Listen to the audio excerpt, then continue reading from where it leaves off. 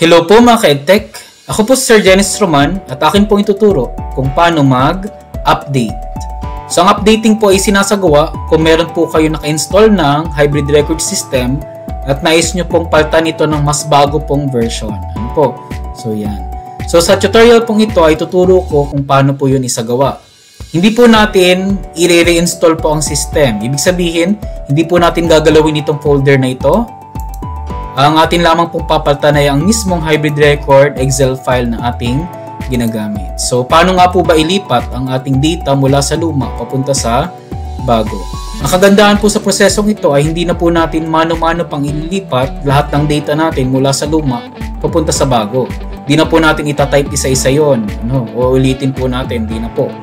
Ang system na po ang bahalang maglipat sa pamamagitan ng pagpindot lang o ilang pindot lang ay lilipat na po lahat ng data mula sa luma papunta sa bago sa loob ng ilang segundo or minuto lamang po. Ano po? So yan. Paano nga ba siya isagawa? So magsisimula muna po tayo sa pagbukas po ng lumang version po natin ng hybrid. Sa case pong ito ay ito po. Buksan nyo lang po ang lumang version. Right click, open, o kaya ay double click nyo lang po.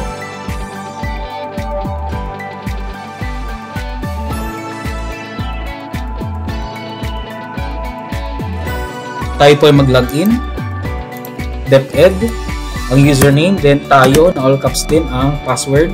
Proceed. Hello Deep. Siguraduhin muna po natin na tayo po ay nakapag-backup gamit ang ating hybrid record system. So ano nga ba yung backup? Sa tuwing tayo po ay magsisave at i-click nyo po ang yes, gumagawa po ng backup ang system. Ngayon po, kung sakaling hindi nyo po kiniklik yung yes, ito po yung dapat nyong gawin. Pero kung kayo naman po ay palagi nagsisave yes, hindi nyo na po kailangang buksan pa yung lumang version ng hybrid at pwede na po kayong dumiretso sa bagong version at simulan po ang paglilipat ng data. Pero kung sakaling hindi nyo po sinisave yes, ito pong gagawin na po. So, buksan ang lumang version, mag-login, i-save, then yes.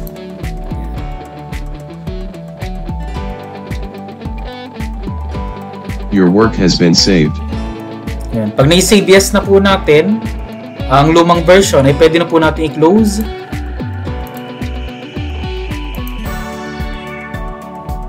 So yan po. Ang gagawin po natin ay i-download na po natin ang bagong version ng hybrid record system. So punta lang po tayo sa link. So ito po yung link or laman ng link. Ano po? So i-download nyo lang po yung zip file na extract this. Right click. Then download. Pag na-download nyo po yan, pupunta po yan sa inyong download folder. Click nyo yung downloads. Yan. So ito na po siya. Ano po? Ito po yung zip file. So kailangan po natin itong i-extract pa. Ano po? So paano yung gagawin? Select ang file. Right click. Pwede po natin i-click ang extract all. Okay, ay show more options. Then extract files. Okay. Pag na-extract na po natin ang ating folder, ito na po yung folder natin na nagmula sa ating zip file. So ito pong folder ay bubuksan po natin. Since ito po ay updating lamang, hindi po natin ikakopy yung folder. Ano po? So itong folder pong ito, ikakopy nyo lang po kung initial installation po ang gagawin ninyo. Pero since ang updating po ay sinasagawa natin, na given na po na tayo nakapag-install na po before, nagawa nyo na po yung prosesong yun at i-update nyo lamang po yung file kasi may bagong version na lumabas. So hindi na po natin gagamitin or gagalawin itong hybrid folder. So dito na po tayo sa hybrid record Excel file. Ito lamang po ang kailangan natin para sa proseso ng updating. So katulad po nito, ito po ay hybrid record 4.0.0.8. Yung luma po ay 4.0.0.7. So ikakopy lang po natin ito. Copy. Then punta po tayo sa desktop. I-paste lang po natin doon. So ito na po siya. Meron po tayong dalawang versions. Ito po yung luma at ito po yung bago. Ito po yung may laman, yung luma. Yung bago naman po yung wala pang laman. So bubuksan po natin siya. Pero bago po natin buksan, since ito po yung dinownload natin mula sa internet or sa online, need po natin muna siyang i-unblock. So select ang file, right click, properties, then unblock, apply, then click OK. At dahil na-unblock na po natin ang file, pwede na po natin siyang buksan.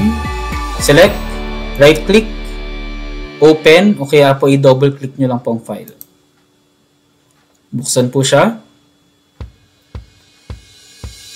Click po ang Enable Content. Tayo po mag-login. System activation complete. Click lang po OK. Master. At pindutin po muli ang login. Click the login button again. Type po ang username at password. Hello Deep. So ang file pong ito ay wala pa po itong laman.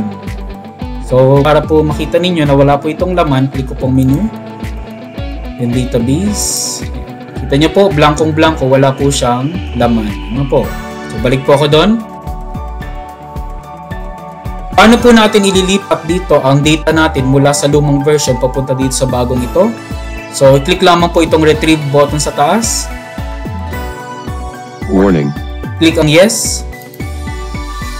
Click ang default capsule file. Yan. So, nalipat na po ang files natin mula sa lumang version papunta sa bagong version. So, login lang po ulit tayo. Click on proceed. Hello Deep. Welcome to the hybrid record system. Para makita nyo po na may laman na po ito, ulitin ko po yung ginawa ko kanina. Menu. Database. Yan. Mapapansin nyo po meron na po siyang laman. So nalipat na po yung laman ng lumang version papunta po dito sa bagong version. So yan. Ngayong nasigurado na po nating nalipat na po natin, ay atin na po siyang i-save. Click ang save. Then yes.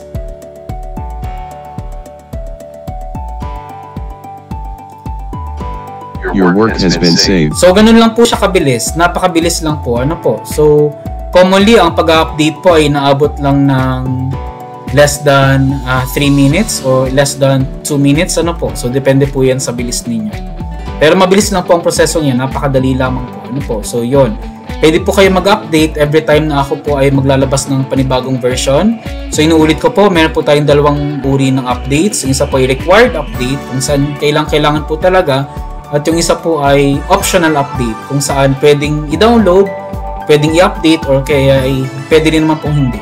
Ano po? So, hindi naman po siya ganun kahalaga. Kaya po siya ay optional lamang. Yan. So, bago po pala natin tapusin ang ating tutorial, i-minimize ko lang po ito saglit. Ang gagamitin na po natin ay ang bagong version. Ang lumang version po ay pwede na po nating ilagay sa ibang lugar para hindi po tayo malito. Baka po kasi magkahalo or malito tayo. Baka mabuksan natin na yung lumang version pa rin. Ano po? So, itabi na lang po natin ang lumang version. Ilagay po natin sa ibang folder. At yung ating pong bagong version na lang po ang ating ilagay sa mismong desktop. Para hindi po tayo malito.